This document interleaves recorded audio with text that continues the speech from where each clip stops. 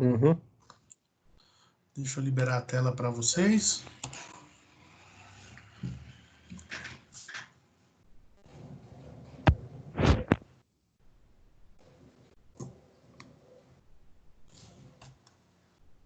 Vocês estão conseguindo enxergar a tela do meu computador aí? Sim.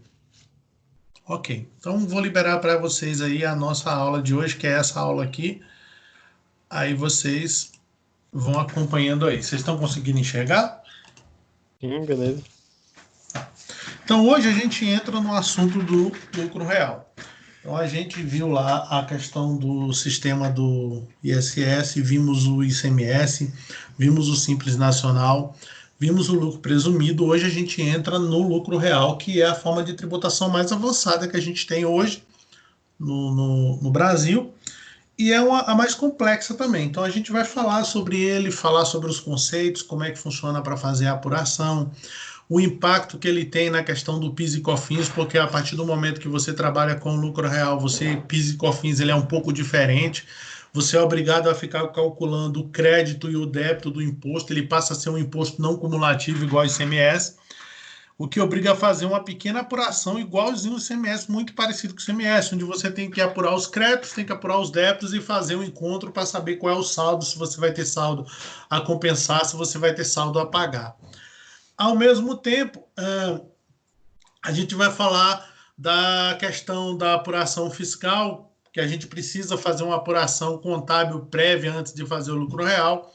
Vamos falar um pouco também da diferença entre os conceitos de lucro real e lucro contábil, que são coisas diferentes, apesar de provavelmente saírem do mesmo lugar quase, ter a mesma base de cálculo, a mesma base de efetuar o levantamento, eles são conceitos diferentes. Então a gente vai ter uma aula um pouco longa sobre esse assunto.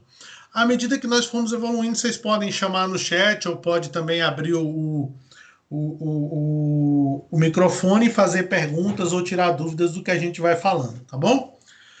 Então, nosso primeiro passo no lucro real, o conceito de lucro real, na verdade, ele é uma sistemática, uma forma, um sistema que você utiliza para calcular a base de cálculo do imposto de renda e a contribuição social. Veja que o conceito de lucro presumido também é muito parecido com o lucro real, uma vez que são dois conceitos fiscais que se remetem ou que se posicionam em relação ao cálculo da base de cálculo do imposto de renda e contribuição social. Só que, a partir do momento que você seleciona essa forma para calcular o imposto de renda e a contribuição social, ele também tem impacto nos impostos como PIS e COFINS, né? Ele implica em situações relacionadas ao PIS e COFINS.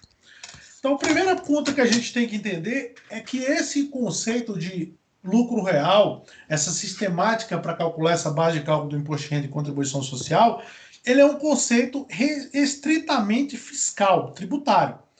Quando eu digo isso, o que eu estou afirmando? Eu estou afirmando que em nenhuma declaração, em nenhuma demonstrativo contábil você vai encontrar esse famoso lucro real. Se você procurar na demonstração de resultados, se você procurar no balanço patrimonial, na demonstração de mutações do patrimônio líquido, na demonstração de valor agregado, ou seja, nos relatórios contábeis nós não encontraremos esse conceito. Ele não vai estar explícito em nenhum local lá. Por que isso? Porque ele é um conceito especificamente fiscal, exclusivamente fiscal. É por isso que é importante diferenciar lucro fiscal ou lucro real de lucro contábil. Vamos relembrar que o lucro contábil ele é proveniente da diferença entre receitas e despesas num determinado período. Então, quando a gente fala em lucro contábil, eu estou me remetendo, na verdade, à legislação societária, que seria a Lei 6.404, que é a Lei das Sociedades Anônimas, no que diz respeito na apuração do resultado do exercício, que é você confrontar receitas e despesas. Tudo bem. Esse é o conceito de lucro contábil. No conceito de lucro fiscal, nós temos ele como o valor do lucro contábil ajustado pelas receitas e despesas que deverão ser ajustadas por conta da legislação tributária. Então, o lucro fiscal nada mais é do que o lucro contábil alterado pela legislação tributária que prevê a ocorrência de situações que você tem que expurgar tanto receitas quanto despesas que a legislação tributária não permite ou não concorda que sejam tratadas como receitas e despesas. E por conta dessa diferença faz com que você tenha essa modificação do conceito. Eu tenho um conceito contábil, que é a receita menos despesa, e eu tenho o conceito fiscal, que significa esse lucro contábil ajustado por esses eventos que aparecem somente na legislação tributária. Por conta dessa situação é que nós podemos dizer que pode ter ocorrência, pode ter situações muito diferentes e muito estranhas nesse sentido. Eu posso ter situações com a empresa fecha com lucro contábil, mas apresenta prejuízo fiscal. Eu posso ter situações que a empresa fecha com prejuízo contábil e apresenta lucro fiscal. Ainda que tenha prejuízo contábil, ela paga imposto e continua pagando imposto porque apresenta lucro fiscal. Por isso que é importante a gente entender que são duas coisas diferentes, são duas medidas e dois pesos completamente diferentes. Lucro contábil é uma coisa e lucro fiscal é outra bem diferente. Bom, de qualquer maneira, uma coisa ela é básica.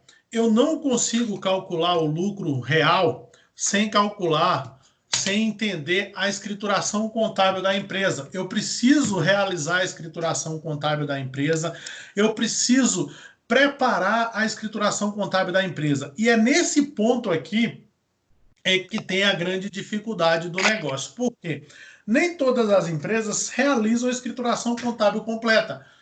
Se você perceber lá na frente, a gente vai ver isso, que o lucro real ele começa a partir da apuração de resultado, o famoso ARE ou o famoso ARE. Então é dali que você começa a calcular o lucro real. Então, se você não tiver contabilidade bem feita, fechada, organizada, de maneira que você consiga calcular o resultado do exercício contábil, você não consegue fazer o lucro real porque você não tem ponto de partida.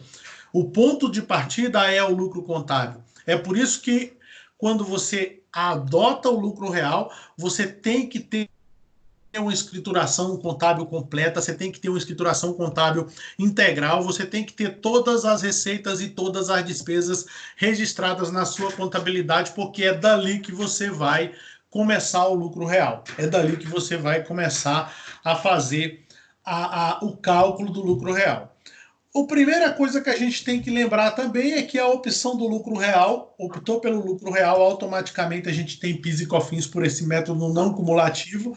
E o que é esse método não cumulativo?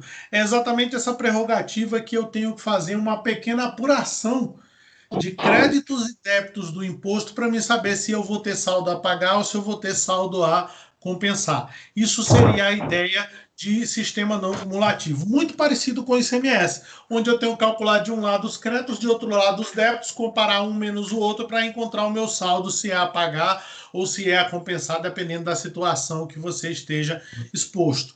Então a ideia seria essa.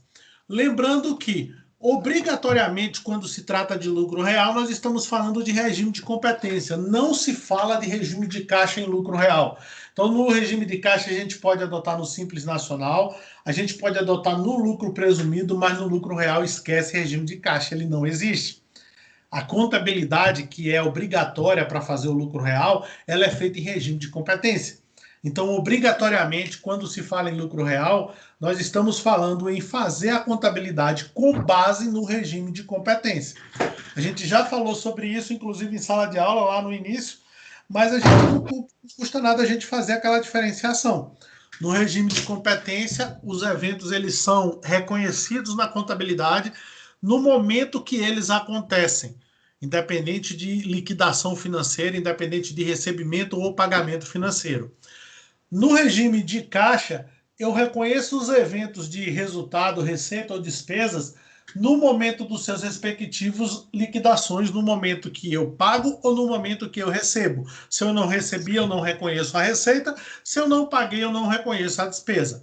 Então, aqui no lucro real, isso não existe. Eu vou reconhecer as receitas e as despesas sempre pelo regime de competência.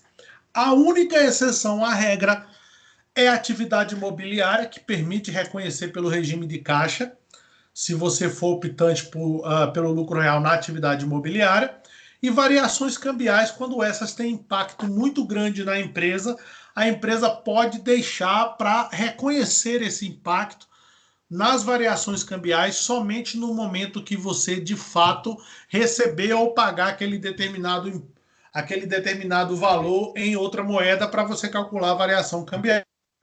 Essas são as únicas duas exceções à regra. No geral, a gente trabalha em 99,9% das situações, a gente trabalha sempre com regime de competência quando você adotar o lucro real. Tudo bem com vocês aí? Vocês estão conseguindo entender, gente? Me passa um feedback aí. Pode ser. Tá indo. Sim. Beleza. Então, vamos retornar aqui. Vamos continuar. Se vocês tiverem alguma dúvida, como eu falei, vocês, por favor, falem aí no chat ou abram o microfone e continue, dê a opinião de vocês, fale a opinião de vocês aí para a gente só enriquecer a aula. Bom, continuando.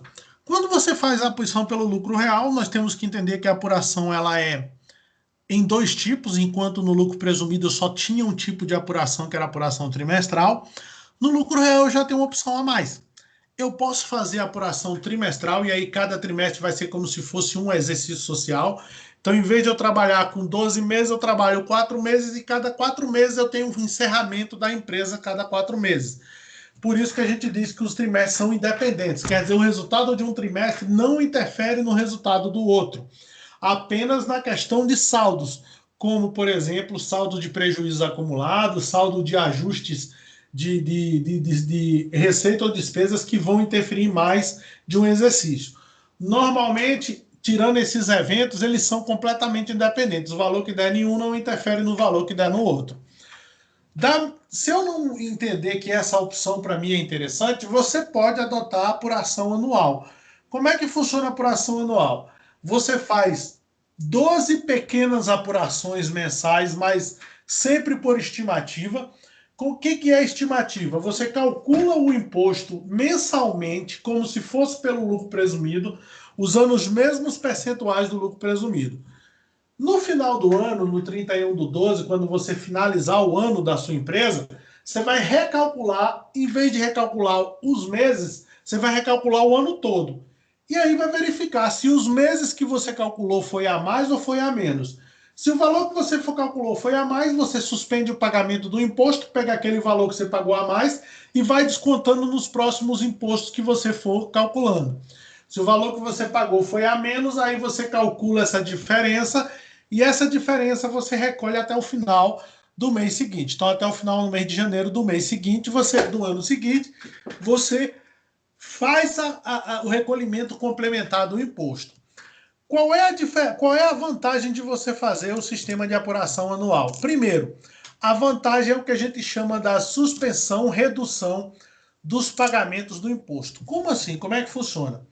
Quando você optar por pagar anualmente, se a sua apuração de cada mês apontar que a empresa está dando prejuízo em vez de lucro, você pode parar de pagar o imposto, desde que você prove através de balancete, através de fechamentos mensais, que na verdade a sua operação está dando prejuízo. Enquanto ela estiver dando prejuízo, o imposto ele é suspenso. E você também pode, em vez de suspender, reduzir o valor do imposto. Tipo, eu calculei o imposto pelo lucro presumido na estimativa. Depois que eu fiz a apuração, eu descobri que pela apuração o imposto era menor do que pela estimativa. Então eu abandono a estimativa e passo a pagar pelo valor da apuração mensal. Em outras palavras, o que eu estou dizendo é que a forma de apuração manual permite que eu faça pequenas apurações mensais e vou demonstrando quanto que o resultado da empresa vai dando e vou recolhendo de acordo com esse resultado.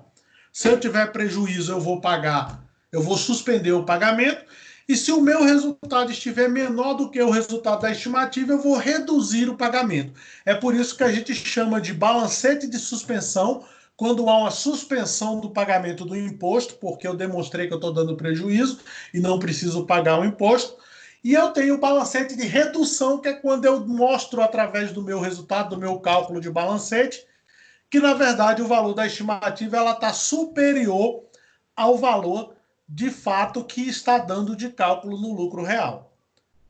De qualquer maneira, se você fizer a opção pelo pagamento anual, o que vai acontecer? Você vai ter que fazer 12 estimativas mensais e fazer uma apuração anual. Então, serão 13 apurações. Você vai fazer uma a cada mês, de janeiro a dezembro, e vai fazer uma do ano todo lá em dezembro. Então, você vai ajustar o valor da sua apuração lá em dezembro, quando chegar no último mês do ano. Então, são 12 apurações mensais e mais uma apuração definitiva anual, que a gente chama de apuração de ajuste, que é o cálculo que vale o cálculo verdadeiro do imposto lá no final do ano. Vocês conseguiram entender? Alguma dúvida?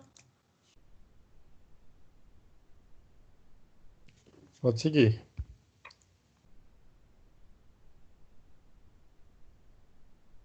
Pode seguir, professor. Beleza. Neide está digitando ali, de repente ela tem alguma dúvida para colocar. Bom, Neide, as opções tributárias normalmente se dão sempre no início do calendário. Optou por uma forma de pagar, você vai ter que seguir aquele ano inteirinho daquela maneira. Então, se você optou pelo mensal, você vai ter que seguir o ano inteiro no mensal. Optou pelo anual, você vai ter que seguir o ano inteiro por anual. Você não pode ficar trocando assim, a forma que você quer. Você pode até trocar. Tipo, calculei o mês de fevereiro, paguei o mês de fevereiro, de janeiro. Aí, quando foi em março, eu falei, poxa, eu poderia fazer trimestral. Aí, o que você tem que fazer?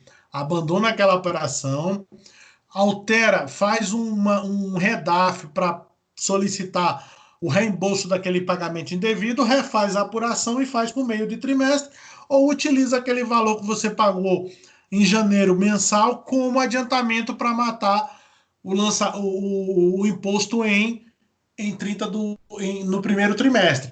Lembrando que se você optar por dessa maneira, aí você tem que desfazer tudo aquilo que você fez e fazer novamente. Mas não é indicado. Normalmente, o que indica é aquilo que você começou, você fica até o final do exercício da mesma forma. Então, você ficar mudando vai, no mínimo, chamar a atenção do fisco para a questão de fiscalização. Além do mais, além disso, você tem que a situação do seguinte: quando você utiliza o mensal, existe um código de pagamento para o imposto. Quando você usa o trimestral, você tem um outro código de pagamento. Então, vai obrigar você a ter que retificar as guias, porque elas não estarão com os códigos corretos, com os valores, com os códigos corretos de recolhimento. Tudo bem? Posso continuar?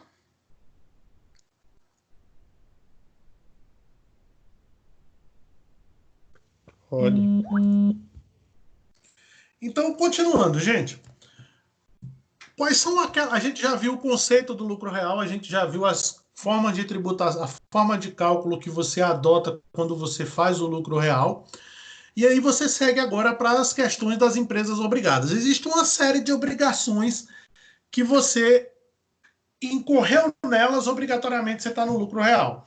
A primeira obrigatoriedade provém do nível de faturamento. Então, se no ano anterior, suponhamos que eu esteja escolhendo a forma de tributação de 2020. Se em 2019 a minha empresa faturou 72 milhões e R$ 1, agora em 2020 automaticamente eu estou no lucro real. Eu não posso nem escolher. Nem posso escolher simples, nem posso escolher presumido, não posso escolher nenhum deles. Eu vou estar no lucro real obrigatoriamente. Então não é uma escolha. No meu caso, de faturamento superior a 72 milhões, passa a ser uma obrigação. Então, se no ano anterior que você está selecionando para fazer a tributação, você teve faturamento acima de 72, você está no lucro real automaticamente. Segunda situação, relacionado à atividade da empresa.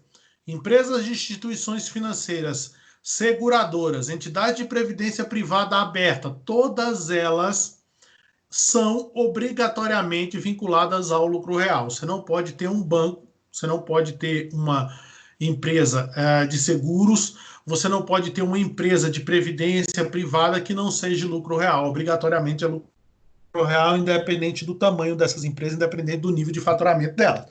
Aí, nessa situação, o lucro real está relacionado com a atividade dela, que é o mesmo caso ali do número 5, que são empresas que exploram a atividade de factoring, ou seja, compra e venda de títulos.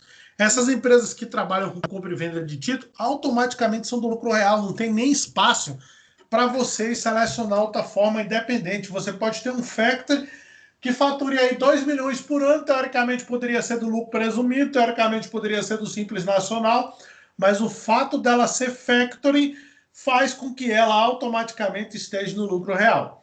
Outro exemplo de atividade que estão obrigadas ao lucro real simplesmente pela atividade é o caso número 6 aí, que é a atividade de construção, incorporação, compra e venda de imóveis que tenham registro pelo custo orçado.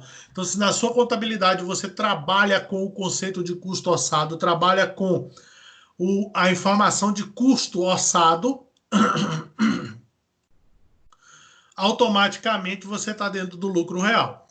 De certa maneira, as empresas que têm rendimentos oriundos do exterior também são obrigadas ao lucro real. Então, se você tem uma empresa e ela tem uma filial fora do país, não importa o nível do seu faturamento, você vai estar dentro do lucro real, porque rendimentos provenientes do exterior obrigatoriamente te colocam dentro do lucro real.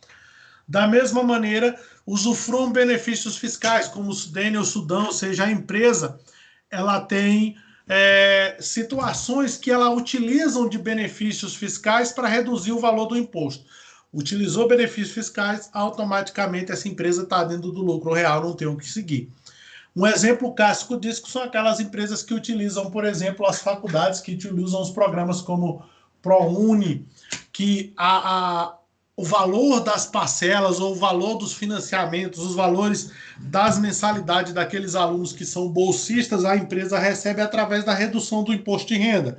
Então, essa redução do imposto de renda que a empresa tem a pagar e é descontado, o que acontece? Você está obrigatoriamente dentro do lucro real porque é considerado um benefício fiscal. Tudo bem? Vocês conseguiram entender o que eu falei? Está tudo tranquilo? Aham.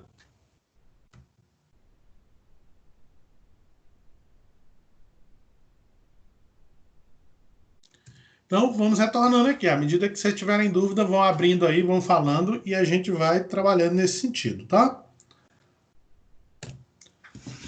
A base de cálculo do imposto, ou o famoso lucro real, que a gente chama de lucro real, nada mais é do que... O que é o lucro real? É o lucro contábil, aquele que você pegou lá na apuração de resultado, lá no ARE, lá naquela continha que a gente fazia no ARE, que você bota de um lado as receitas, do outro lado as despesas.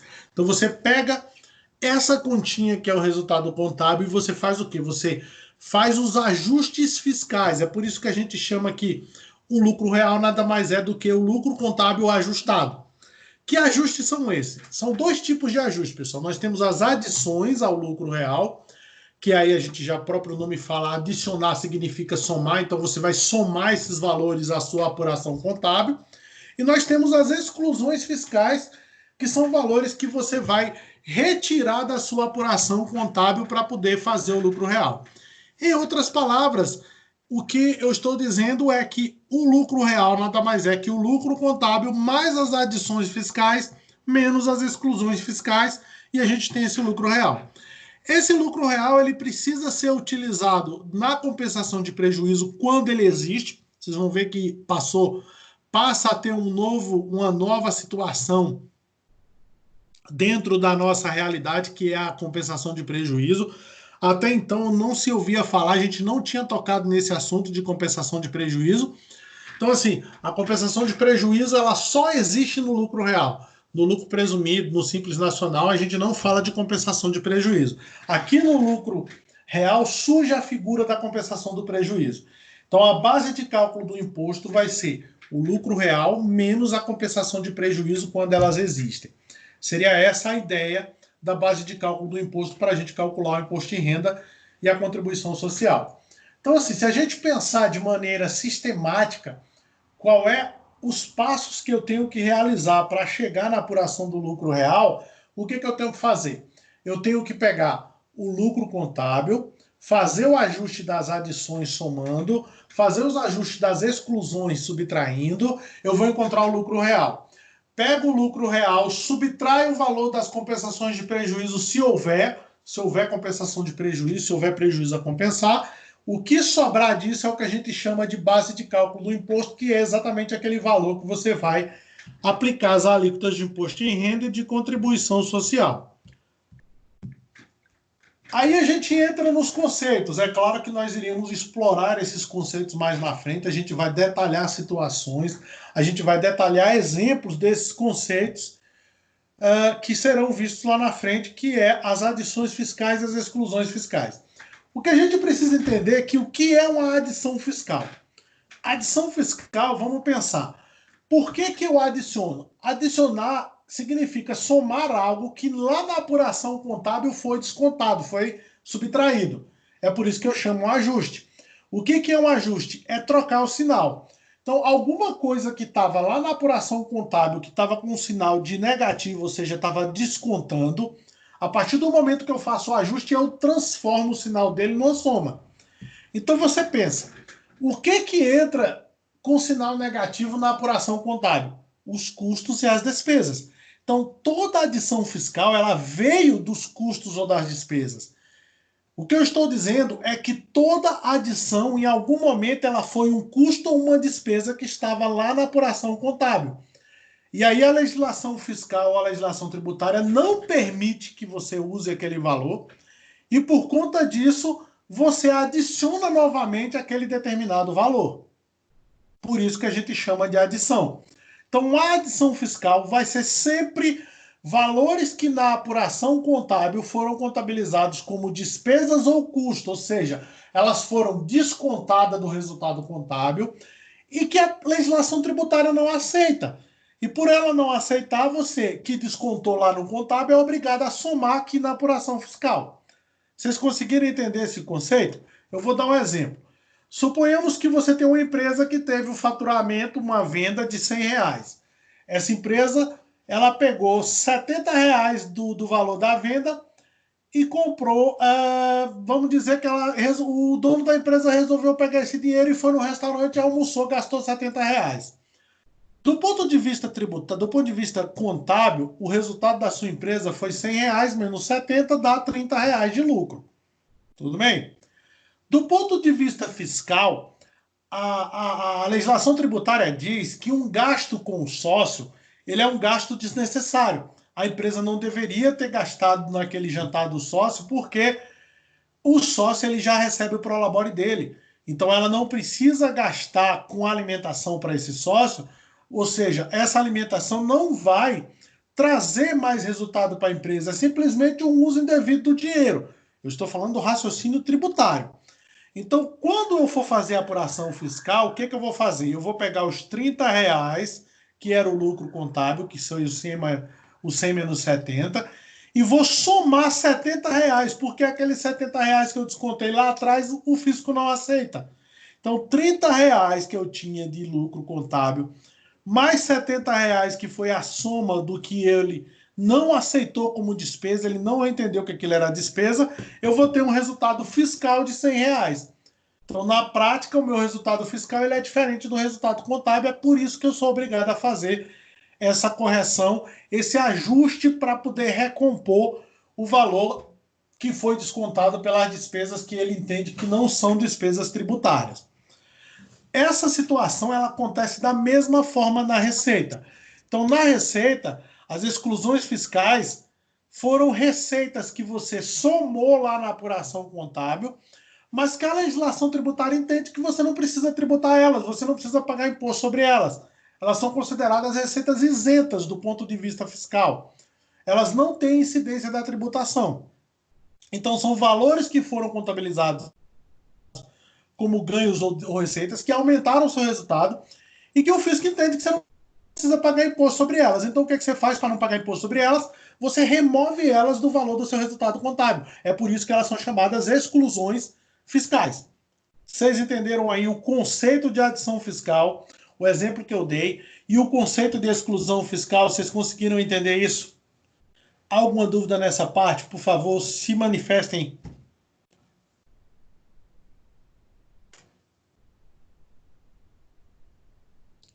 Entendi.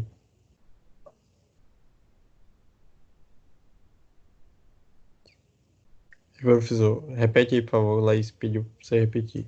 Então, veja, como a gente estava falando, Laís, As adições são os valores que na apuração... Não, primeiro vamos fazer a diferenciação. Eu tenho, então, duas situações.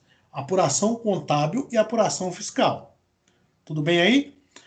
Apuração contábil leva em consideração as receitas e as despesas contábeis, que estão lá na contabilidade. Então, quando eu faço o cálculo do lucro contábil, eu peguei as receitas menos as despesas contábeis. As receitas entraram somando, as despesas entraram subtraindo. Quando eu vou fazer a apuração fiscal, o que é que eu faço? Eu refaço essa apuração contábil, eu parto do valor do resultado contábil, e aquilo que eu subtraí, ou seja, as despesas que eu tirei desse resultado, que o fisco entende que elas não são necessárias, eu vou recompor elas dentro do valor de novo, eu vou adicionar elas ao valor, porque o fisco entende que eu não deveria ter descontado. Do mesmo jeito, aquelas receitas que lá na apuração contábil entraram somando, quando eu vou fazer a apuração fiscal, eu excluir é subtrair, eu subtraio elas do valor do resultado, porque o fisco entende que eu não preciso pagar imposto sobre elas. Em outras palavras, uma adição é uma despesa que eu tive que o fisco não aceita. E uma exclusão é uma receita que eu tive que o fisco não quer tributar. Ele entende que não tem necessidade de pagar imposto sobre elas. Você entendeu agora?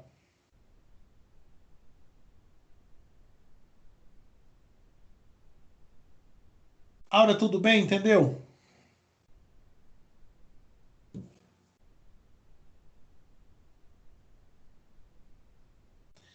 É claro que vocês fiquem tranquilos que a gente vai trabalhar bastante exemplo, a gente vai estudar bastante, a gente vai falar bastante sobre esse assunto, então é um assunto bem complexo, mas a prática sempre nos leva a uma evolução nesse sentido. Então a gente vai falar muito sobre esse assunto, fiquem tranquilos, tá? Vamos retornar aqui para a nossa aula específica. Aqui nós temos os conceitos de adição e exclusão, vamos aqui para a parte específica de cada um deles. Então agora na sequência a gente vai falar das adições, depois nós falamos das exclusões e depois a gente fala da compensação de prejuízo, que é um ponto importante também, que são as três situações que a gente tem aqui que irão interferir nesse nosso cálculo de lucro real. O primeiro ponto que eu quero tratar com vocês são as despesas consideradas adições à base de cálculo. Para fazer isso, eu trouxe o conceito de despesa não operacional e aqui eu já quero fazer um ponto, uma parte, eu quero fazer uma vírgula que é interessante vocês até colocarem aí no de vocês, que o conceito de despesa não operacional que está aparecendo aqui nesse slide não é o conceito contábil. Então, qual é o conceito contábil de despesa não operacional? É toda aquela despesa que a empresa não está relacionado com a atividade operacional da empresa. Por exemplo, você tem uma atividade operacional de venda de veículos. Se você tiver uma despesa de... vamos dizer que você tem lá um lote dentro da empresa, um imobilizado dentro da empresa. Você tem um lote que a empresa comprou. Se você vende esse lote, a sua atividade é venda de veículo, não tem nada a ver com venda de lote, nós dizemos que essa venda desse lote, que é o imobilizado da empresa, na verdade é uma despesa não, é uma receita não operacional. Da mesma maneira, se você, por exemplo, tem uma empresa que vende veículos e você pega e gasta vamos imaginar aí que você gasta com uma atividade estranha à sua atividade. Vamos dizer que você pegou o dinheiro da empresa, investiu vamos pensar assim, por exemplo, numa aplicação financeira e essa aplicação financeira deu uma perda violenta. Aquela perda na aplicação financeira, de certa forma, ela não está relacionada com sua atividade operacional, que é vender carro. Então, esse seria o conceito de despesa não operacional do ponto de vista contábil. Esse conceito que eu trouxe aqui é o conceito fiscal.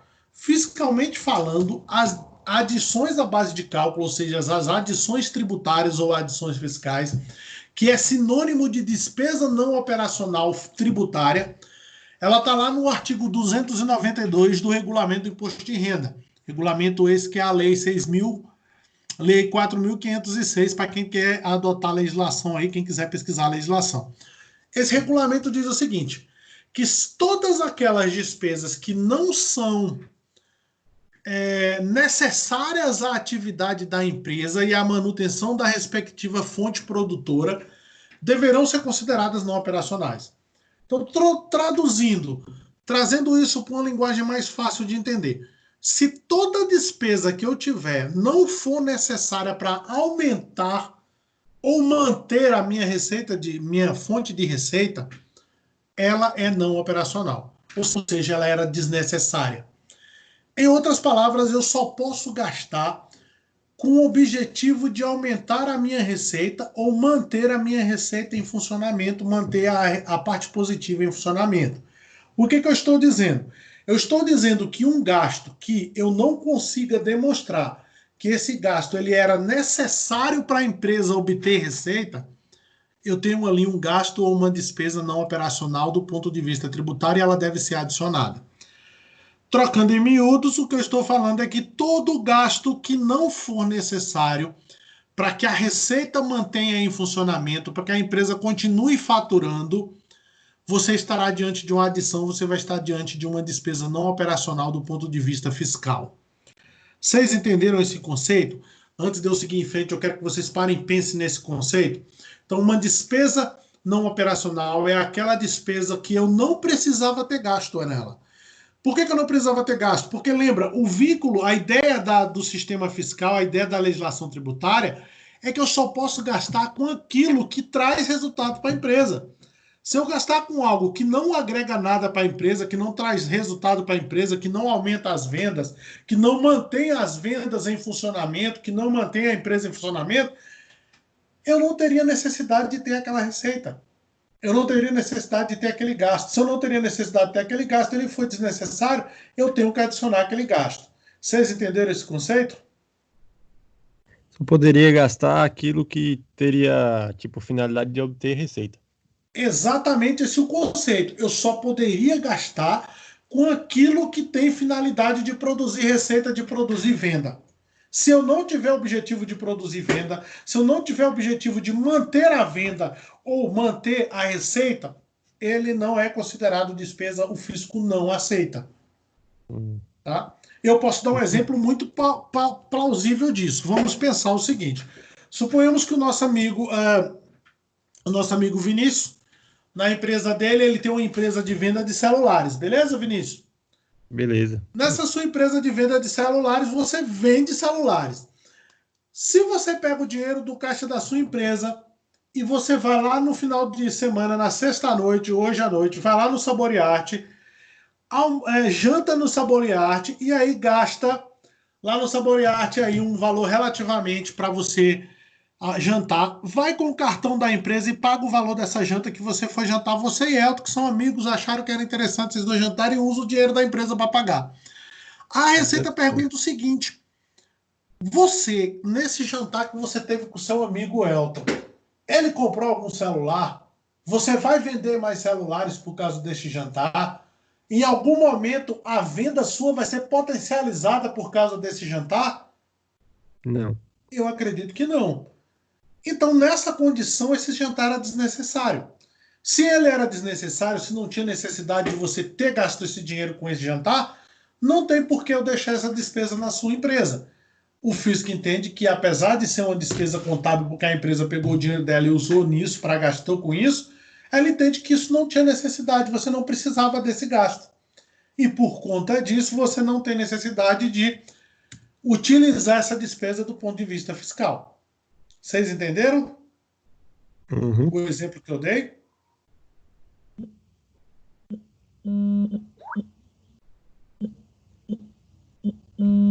Elton, tá conseguindo acompanhar? Você entendeu, Elton?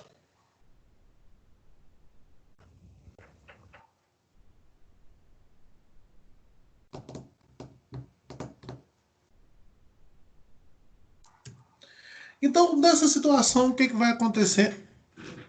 Eu selecionei aqui várias situações ou vários exemplos de despesas que você vai ter que adicionar. Por quê? Primeiro, essa lista é exaustiva.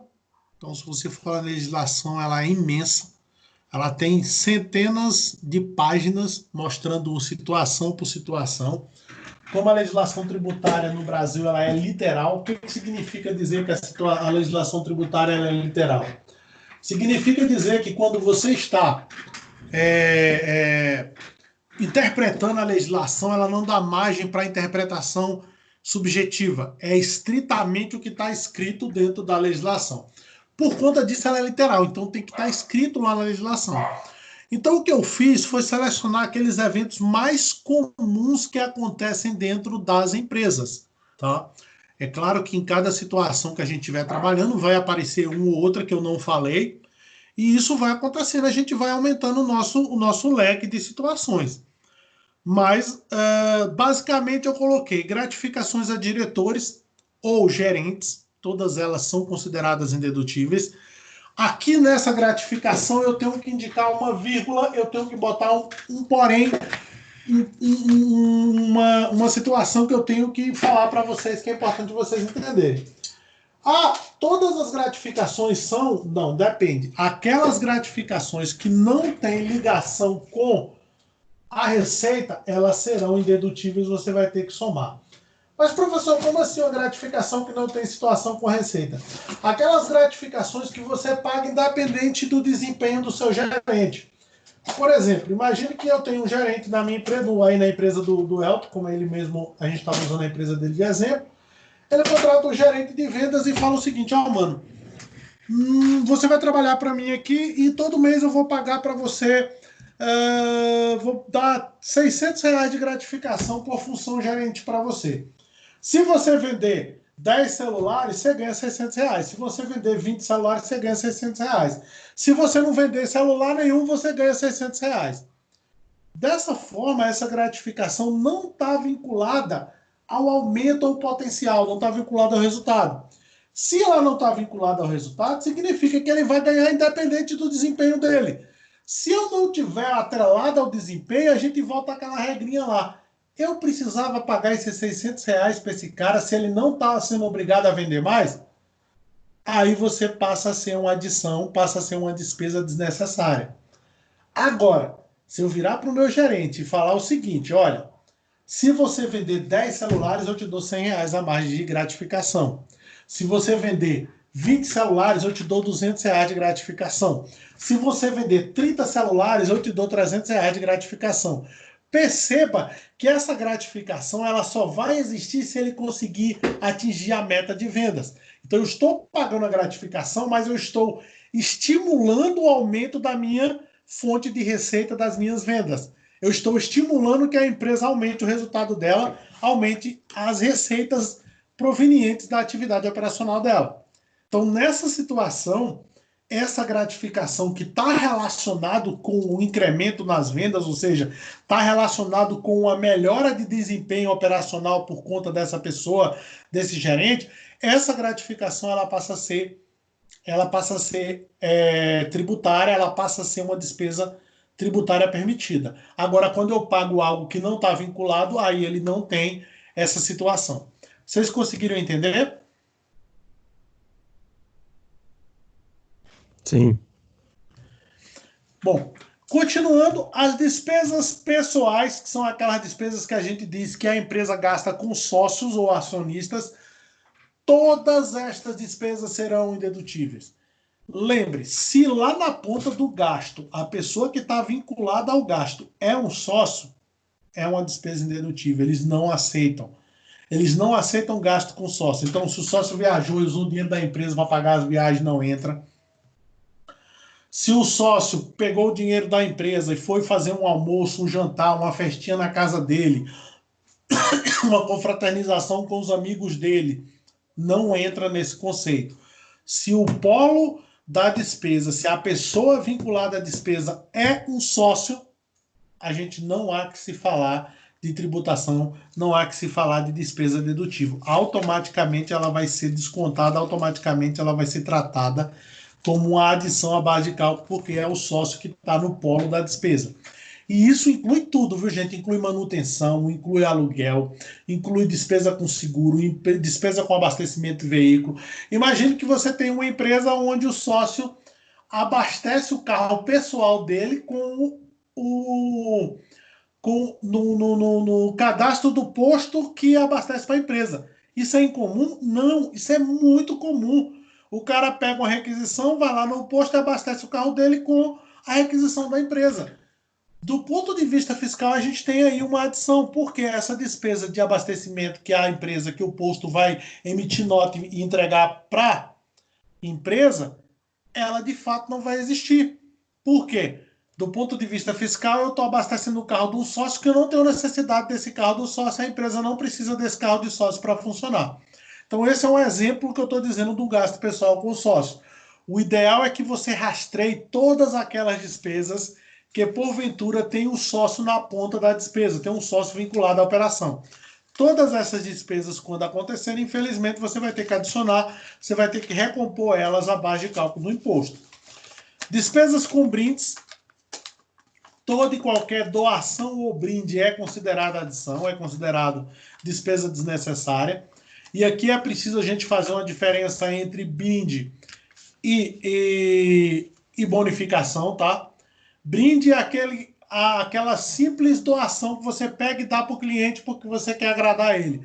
Então você pega e dá para ele uma mercadoria, dá para ele um brinde, dá para ele um presente, tudo isso é considerado adição, tudo isso é considerado despesa desnecessária. Agora, quando você dá uma bonificação, que é aquele valor que você dá de presente para ele, porque ele aumentou a compra dele, por exemplo, olha, se você fechar esse pedido aqui comigo, eu vou te dar uma caixa a mais desse produto para você. Isso é a bonificação. Você só vai dar ela se ele fechar o pedido, se você vender aquela determinada quantidade.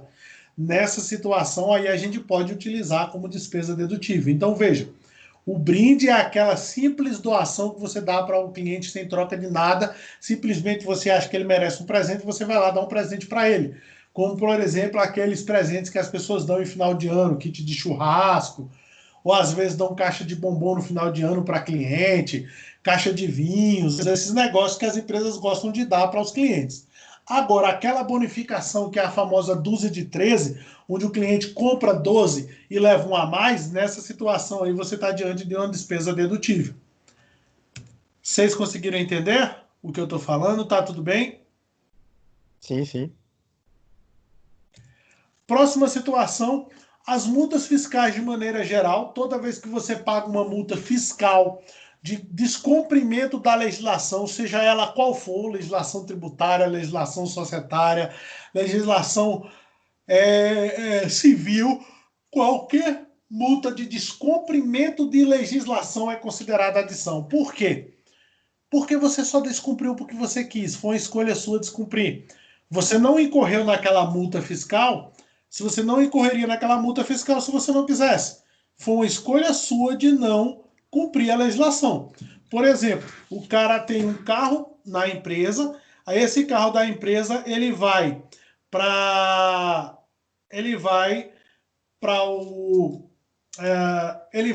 de uma determinado deslocamento, ele ultrapassa um sinal fechado ou ultrapassa um limite de velocidade. A empresa recebe uma multa por conta desse carro. A pergunta é, eu era obrigado a ultrapassar esse limite de velocidade? A empresa era obrigada a ultrapassar esse limite de velocidade? Não havia necessidade alguma dele ultrapassar esse limite de velocidade. Ele teria que ter obedecido à legislação que previa que a velocidade máxima naquele determinado trecho era aquela. Por conta disso, é que nós podemos afirmar que essa multa ela é desnecessária. Se essa multa é desnecessária, não há que se falar de tributação sobre ela, você vai ter que adicionar. Então, todas as multas fiscais ou aquelas por conta de descumprimento de obrigação ou descumprimento de legislação, elas serão adicionadas à base de cálculo porque são consideradas adições. Ok? Tudo bem? Beleza. O próximo adição que eu coloquei aqui são as doações. Como a gente tinha falado lá em brinde, todas aquelas doações que porventura a empresa faz, elas são consideradas adições. A gente tem somente duas exceções a essa regra que a gente estava falando das doações. São as doações a entidades filantrópicas, onde as empresas elas podem doar até 2% do lucro operacional para aquelas entidades filantrópicas. Lembrando que a entidade filantrópica é aquela entidade que de alguma forma realiza alguma atividade sócio ou ambiental, uma entidade que reconhecidamente ela trata de serviços sociais, como por exemplo a APAE, como por exemplo a ACD, como por exemplo a Associação dos Pais de Crianças com Câncer. Todas essas associações, elas cumprem um objetivo social, um objetivo do ponto de vista saúde social. Nessa situação, as empresas podem doar até 2% do lucro dela que vai ser dedutível do imposto de renda. Agora, lembrando, meu limite é 2%. Se eu doar 10%, o que eu vou fazer? 2% eu vou permanecer, 8% que foi aquilo que ultrapassou o limite, eu vou ter que calcular e adicionar no valor da apuração. Aí você tem que fazer um cálculo de uma memória separada para fazer esse cálculo dessa apuração. De maneira semelhante, as entidades culturais, que são aquelas vinculadas à prestação de serviços culturais, como, por exemplo, empresas de espetáculos culturais ou shows culturais que, porventura, a empresa queira patrocinar, a legislação permite que você faça doação de 1,5% do valor do seu lucro operacional, sem prejuízo de considerar essa doação como uma adição à base de cálculo. Então, as doações, temos dois sistemas que permitem, 2% para atividades filantrópicas e até 1,5% para entidades culturais, seria essa situação de doações. Tirando essas duas situações que são exceções à regra, todas as doações deverão ser adicionadas. Tudo bem, gente? Conseguiram entender?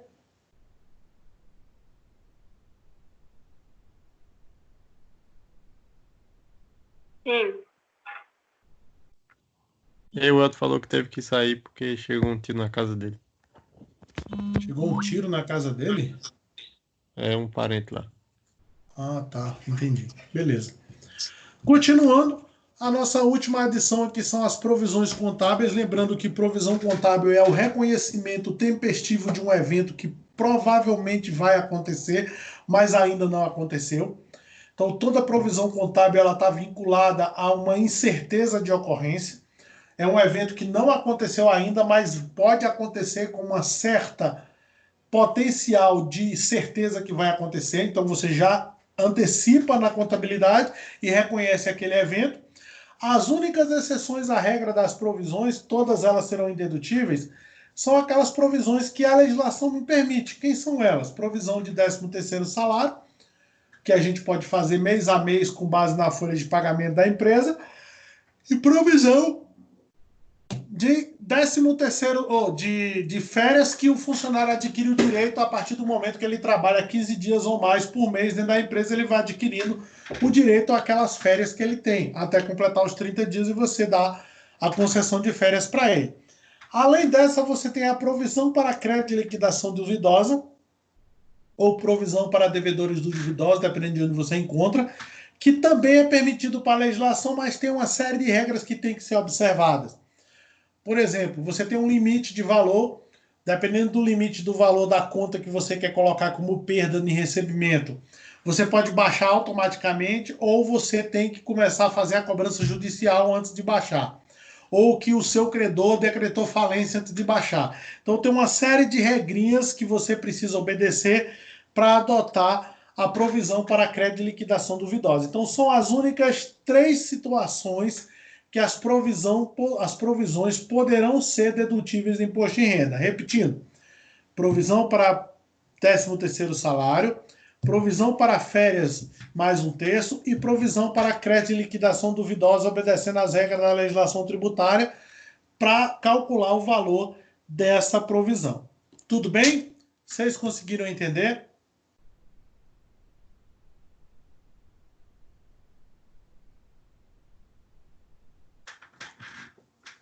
Sim, professor. Beleza, eu vou fazer uma pequena pausazinha aqui de no máximo 3 minutinhos, que eu vou só tomar água ali, que eu tô com bastante sede. Já já eu volto, a gente retoma, tá? Ok.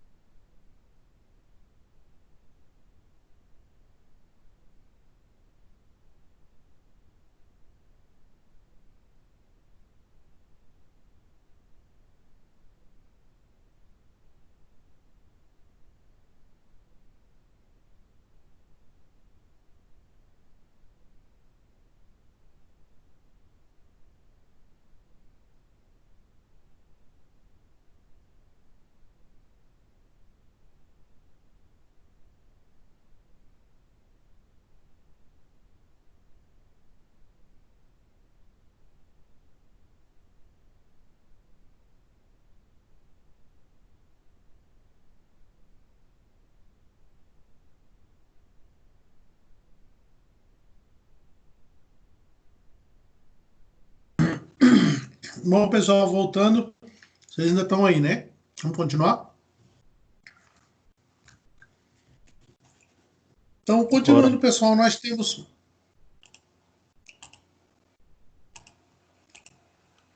aqui nas nossas adições, falamos sobre ela, vamos seguir em frente. Exclusões à base de cálculo, basicamente, são receitas que não são tributadas, a gente não tem necessidade de pagar imposto sobre elas. Então, a título de exemplo que a gente tem ali, nós temos os dividendos recebidos e nós temos o resultado positivo da equivalência patrimonial, que a gente já falou sobre isso na aula passada, quando a gente estava falando do cálculo do lucro real, do lucro presumido, perdão. Então, são esses dois únicos eventos, vocês vão perceber que é muito, muito, muito comum. A Receita quer muito mais adições do que exclusões, ou seja, ela quer muito mais que aumente o valor do imposto do que reduza o valor do imposto. É por isso que as únicas exclusões que a gente tem são essas duas aí: dividendos recebidos e resultado positivo da equivalência patrimonial. São essas duas situações aí que a gente tem como exclusão. Então, todas as duas situações aí estão relacionadas com distribuição de resultado, onde uma empresa investe em outra, a outra empresa calcula o lucro dela e distribui resultado para a empresa que é investidora. São essas duas as situações de exclusões que você tem ali. Muito específico. Quando acontecer, vai aparecer escrito dessa maneira, então não tem interpretação aqui. É simplesmente seguir o que está escrito. Por fim, a gente chega na compensação de prejuízos. Então, a compensação de prejuízo, ele é um evento que só acontece no lucro real, não se fala em compensação de prejuízo em outras formas de tributação. Ela é específica do lucro real. E a primeira coisa que a gente tem que entender na compensação de prejuízo é que eu só posso compensar prejuízo fiscal. Eu não posso compensar prejuízo contábil. A compensação de prejuízo, ela é de prejuízos fiscais. Por conta disso, para fazer a compensação de prejuízo, eu tenho que calcular o prejuízo fiscal, que seria o lucro real. Quando ele dá prejuízo, eu chamo de prejuízo fiscal. Se a empresa apresenta prejuízo fiscal, aí eu compenso o prejuízo fiscal. Se a empresa apresenta prejuízo contábil, eu não tenho que se falar em compensação, porque aquele prejuízo é da contabilidade e não da tributação, não da parte fiscal. São coisas bem diferentes. Outra situação importantíssima que eu tenho que lembrar é que essa compensação ela não é integral. Eu não posso compensar todo o prejuízo de uma vez. Não.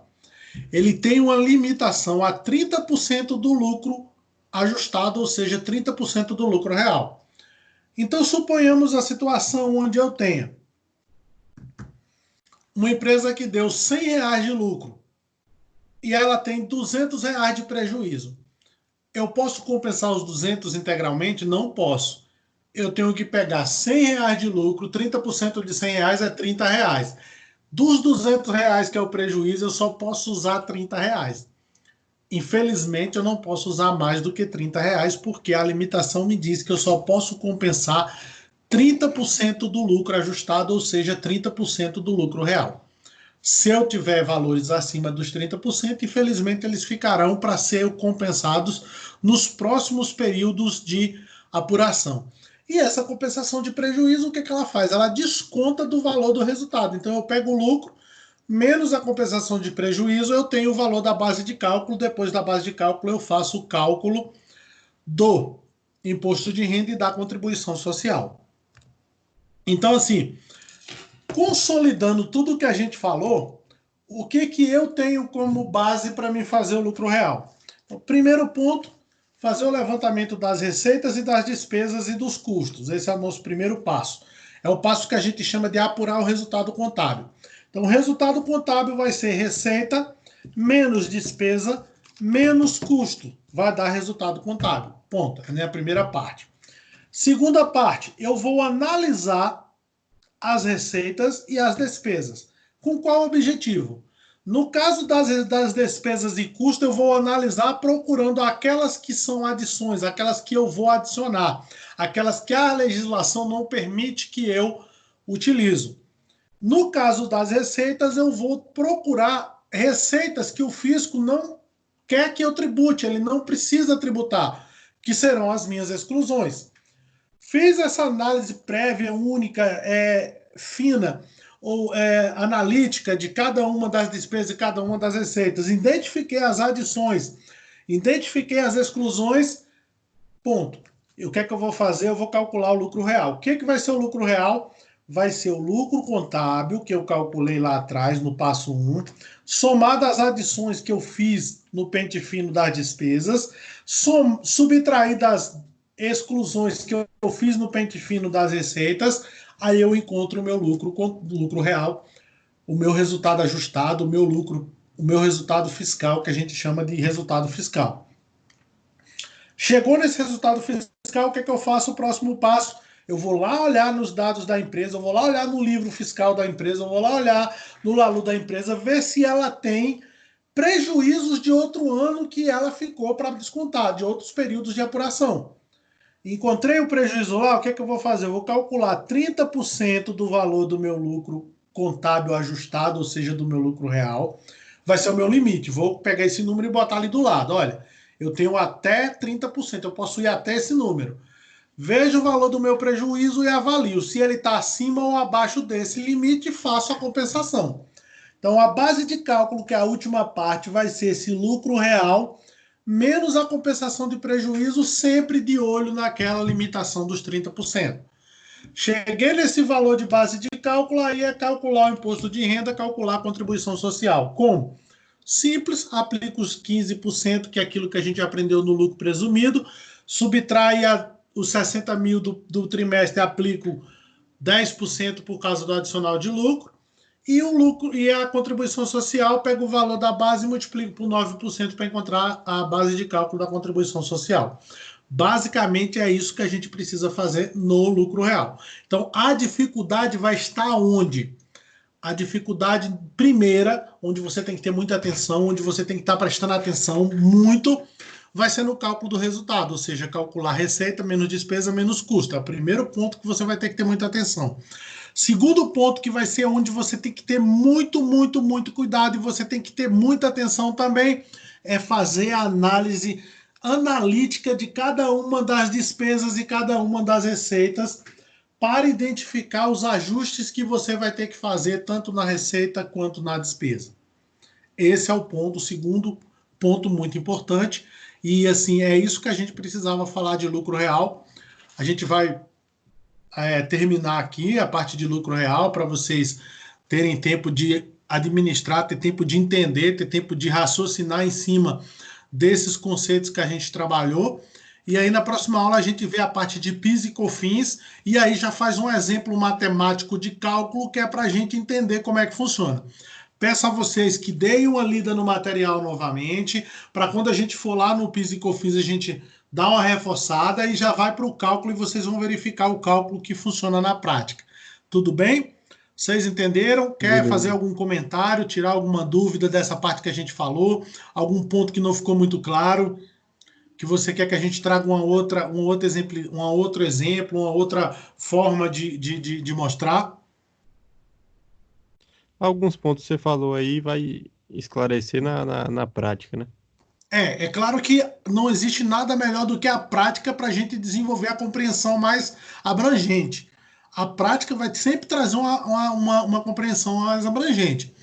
Mas, assim, aqui você já também pode, de repente, comentar alguma coisa, tirar alguma dúvida, entender alguma coisa ali. Uhum.